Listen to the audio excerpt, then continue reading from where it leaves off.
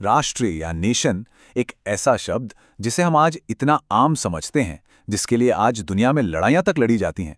जरा सोचिए, यह हमेशा से ऐसा नहीं था। एक जमाने में ये एक क्रांतिकारी सपना हुआ करता था। एक ऐसा सपना जिसने बड़े बड़े साम्राज्यों को मिटा दिया और दुनिया का नक्शा ही बदल कर रख दिया। तो चलिए, आज इस कहानी में हम यही देखने वाले हैं कि आखिर ये विचार पैदा कैसे हुआ और कैसे इसने यूरोप को हमेशा हमेशा के लिए बदल दिया। 1882 में एक फ्रेंच फिलोसोफर थे, अर्नस्ट रेनन। उन्होंने एक बहुत गहरी बात कही थी। उन्होंने कहा कि एक राष्ट्र सिर्फ जमीन का टुकड़ा या एक जैसी भाषा बोलने वाले लोगों का समूह नहीं है। नहीं, ये तो हर रोज होने वाला एक जनमत संग्रह है, एक डेली प्लेबिसाइट।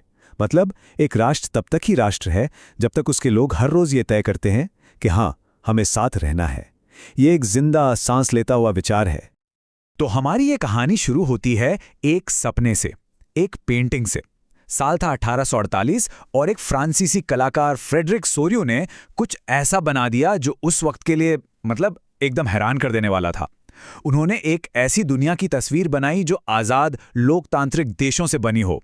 सोचिए, उस जमाने में जब हर तरफ राजाओं और बादशाहों का राज था, ये कितना बड़ा और आदर्शवादी सपना रहा होगा। अगर हम सोरियो की इस पेंटिंग को जरा गौर से देखें तो इसमें क्या दिखता है? दुनिया भर के लोग अलग अलग देशों के एक लंबी लाइन में चल रहे हैं और वे सब स्वतंत्रता की देवी की मूर्ति को नमन करते हुए आगे बढ़ रहे हैं। और नीचे जमीन पर क्या पड़ा है? राजाओं के टूटे हुए ताज, उनके राजदंड। ये सब इस बात का प्रतीक था कि अब तानाशाही साम्राज्यों का दौर खत्म हो रहा है। ये एक नए युग का, एक नई दुनिया का ऐलान था। और यहीं से जन्म होता है नेशन स्टेट, यानी राष्ट्र राज्य के आइडिया का। अब ये क्या था? देखिए, पहले होते थे बड़े बड़े साम्राज्य जहां एक ही राजा के नीचे कई अलग अलग भाषा और संस्कृति वाले लोग रहते थे। लेकिन राष्ट्र राज्य का कॉन्सेप्ट एकदम अलग था। इसमें कहा गया कि एक देश वो होगा जहां ज्यादातर नागरिक, सिर्फ राजा नहीं बल्कि आम लोग, एक जैसी पहचान, एक जैसा इतिहास और एक जैसी विरासत महसूस करें। एकता का आधार अब राजा नहीं बल्कि लोग बनने वाले थे। तो ठीक है, ये विचार तो बहुत अच्छा था, लेकिन ये सिर्फ एक सपना या एक पेंटिंग से निकलकर एक असली राजनीतिक ताकत कैसे बना? खैर, इसका जवाब हमें मिलता है 1789 में हुई फ्रांसीसी क्रांति में। यहीं पर राष्ट्रवाद की पहली और सबसे साफ आवाज सुनाई दी। ये एक जबरदस्त एक भूचाल लाने वाला बदलाव था। पहली बार इतिहास में ये ऐलान किया गया कि देश किसी राजा की जागीर नहीं है, बल्कि देश के लोग ही देश बनाएंगे और वही अपना भविष्य तय करेंगे। सत्ता यानी सॉवरेंटी एक राजा के हाथ से निकलकर फ्रांस के आम नागरिकों के हाथ में आ गई। पर सवाल यह है कि लोगों में ये हम एक हैं वाली भावना कैसे पैदा की जाए। इसके लिए फ्रांसीसी क्रांतिकारियों ने कई बड़े प्रैक्टिकल कदम उठाए। उन्होंने ला पात्री यानी पितृभूमि और ले सिथियोन यानी नागरिक जैसे नए आइडियाज दिए। राजा के झंडे को हटाकर नया तिरंगा झंडा लाया गया। पूरे देश में एक जैसे कानून, एक जैसे नापतौल के सिस्टम लागू किए गए। और सबसे जरूरी, फ्रेंच भाषा को राष्ट्र की एक आम भाषा के तौर पर बढ़ावा दिया गया ताकि सब लोग एक दूसरे से जुड़ सकें। लेकिन जाहिर है, जब कोई इतना बड़ा नया विचार आता है तो पुरानी ताकतें चुप तो नहीं बैठती। तो ये विचार फ्रांस से बाहर कैसे फैला, और जब ये फैला तो यूरोप की पुरानी राजशाही ताकतों से इसका टकराव कैसे हुआ? 19वीं सदी की शुरुआत की पूरी कहानी इसी नए और पुराने के बीच की जबरदस्त लड़ाई की कहानी है। इसमें एक बहुत बड़ा रोल निभाया नेपोलियन ने। नेपोलियन की सेनाएं जहां जहां गईं, वे अपने साथ क्रांति के ये नए विचार भी ले गईं। उन्होंने कई जगहों पर सामंतवाद यानी फ्यूडलिज्म को खत्म किया। लेकिन उनकी कहानी का एक दूसरा पहलू भी था। उन्होंने टैक्स बढ़ा दिए, लोगों को जबरदस्ती अपनी सेना में भर्ती करना शुरू कर दिया।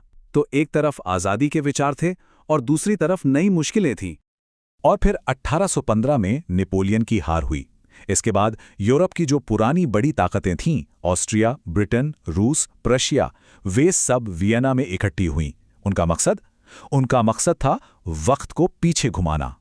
जो भी बदलाव नेपोलियन लाया था उसे खत्म करना, पुराने राजाओं को उनकी गद्दी पर वापस बिठाना और राष्ट्रवाद की इस नई चिंगारी को किसी भी तरह बुझा देना। तो अब यूरोप एक वैचारिक जंग का मैदान बन चुका था। एक तरफ थे उदारवादी यानी लिबरल्स। वो क्या चाहते थे? वो चाहते थे जनता की सहमति से बनी सरकार, एक संविधान, संसद और हर इंसान के लिए आज़ादी। और दूसरी तरफ थे रूढ़िवादी यानी कंजर्वेटिव्स। वो कहते थे कि नहीं, राजा का राज ही सही है, परंपराएं और चर्च ही सबसे ऊपर हैं और समाज में जो ऊंच नीच है उसे बनाए रखना जरूरी है। और ये रूढ़िवादी ताकतें इन नए विचारों से कितना डरती थीं, इसका सबसे अच्छा उदाहरण है ऑस्ट्रिया के चांसलर मेटरनिख। उन्होंने इटली के एक क्रांतिकारी जुसेप्पे मैत्सीनी के बारे में कहा था कि ये हमारी सामाजिक व्यवस्था का सबसे खतरनाक दुश्मन है। सोचिए, एक अकेला क्रांतिकारी जिसे पुरानी दुनिया का सबसे बड़ा दुश्मन बताया जा रहा है। इससे साफ पता चलता है कि इन नए सपनों से पुरानी व्यवस्था को कितना खतरा महसूस हो रहा था। और अब कहानी में एक बहुत बड़ा ट्विस्ट आता है।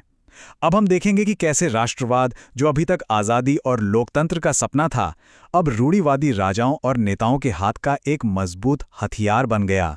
सपने को अब सत्ता ने हाईजैक कर लिया था।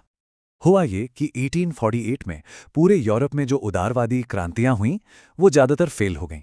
इसके बाद प्रशिया के ओटो वॉन बिस्मार्क जैसे चतुर और रूढ़िवादी नेताओं ने एक बात समझी। उन्होंने सोचा कि अगर राष्ट्रवाद की इस लहर को रोका नहीं जा सकता, तो क्यों ना इसी लहर पर सवार हो जाया जाए। उन्होंने राष्ट्रवादी भावनाओं का इस्तेमाल अपनी ताकत बढ़ाने और एक मजबूत सत्तावादी राज्य बनाने के लिए करना शुरू कर दिया। ये एक बहुत बड़ा गेम चेंजर था। जर्मनी का एकीकरण इसका सबसे बड़ा उदाहरण है। ये किसी जनता की क्रांति से नहीं हुआ, नहीं, ये हुआ प्रशिया की फौज और बिस्मार्क की कूटनीति, जिसे ब्लड एंड आयरन पॉलिसी भी कहते हैं, उसके दम पर। बिस्मार्क के लीडरशिप में प्रशिया ने 7 साल के अंदर 3 बड़े युद्ध लड़े, डेनमार्क से, ऑस्ट्रिया से और फिर फ्रांस से। और इन युद्धों के बाद 1871 में एक एकीकृत जर्मन साम्राज्य का ऐलान कर दिया गया। इटली की कहानी थोड़ी और पेचीदा थी। वहां एक अकेला हीरो नहीं था। इटली को एक करने में कई लोगों का हाथ था। एक तरफ थे मैत्सीनी, जिन्होंने इसका सपना देखा था, फिर थे मुख्यमंत्री कवूर, जिनकी कूटनीति ने रास्ता बनाया, और फिर थे जुसेप्पे गैरिबाल्डी और उनके जोशीले लड़ाके रेड शर्ट्स, जिन्होंने जमीनी लड़ाई लड़ी। इन सब की कोशिशों ने मिलकर बिखरे हुए इटली को एक राष्ट्र बनाया। पर राष्ट्रवाद का ये जो नया रूप था, जिसे अब सत्ता चला रही थी, वो यहीं नहीं रुका। अब ये एक और भी ज्यादा खतरनाक मोड़ लेने वाला था। अब आदर्शवाद की जगह साम्राज्यवाद ले रहा था। अब देखिए, राष्ट्र या देश तो एक एब्स्ट्रैक्ट आइडिया है ना? आप इसकी तस्वीर कैसे बनाएंगे? तो 18वीं और 19वीं सदी में कलाकारों ने इसका एक तरीका निकाला, रूपक या एलेगरी। उन्होंने देश को एक इंसान का रूप देना शुरू किया, और ज्यादातर ये एक महिला की आकृति होती थी जो देश का प्रतीक बनती थी। जैसे जर्मन राष्ट्र का रूपक थी जर्मेनिया। उसकी हर चीज का एक मतलब था। उसके सिर पर जो ओक के पत्तों का मुकुट है, वो बहादुरी का प्रतीक है। हाथ में जो तलवार है, वो ये दिखाती है कि देश लड़ने के लिए हमेशा तैयार है। पैरों में टूटी हुई जंजीरें आजादी का प्रतीक हैं। मतलब हर एक सिंबल एक पावरफुल राष्ट्रवादी मैसेज दे रहा था। लेकिन 19वीं सदी के खत्म होते होते वो जो शुरुआती उदारवादी और लोकतांत्रिक सपना था, वो पूरी तरह फीका पड़ चुका था।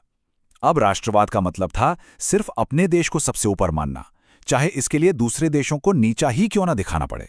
ये एक संकीर्ण और आक्रामक सोच बन गई थी, क्योंकि अब हर देश सत्ता, व्यापार और कॉलोनीज के लिए एक दूसरे से होड़ कर रहा था। और इस आक्रामक राष्ट्रवाद का सबसे विस्फोटक नतीजा दिखा बाल्कन के इलाके में। ये इलाका एक बारूद के ढेर जैसा बन गया।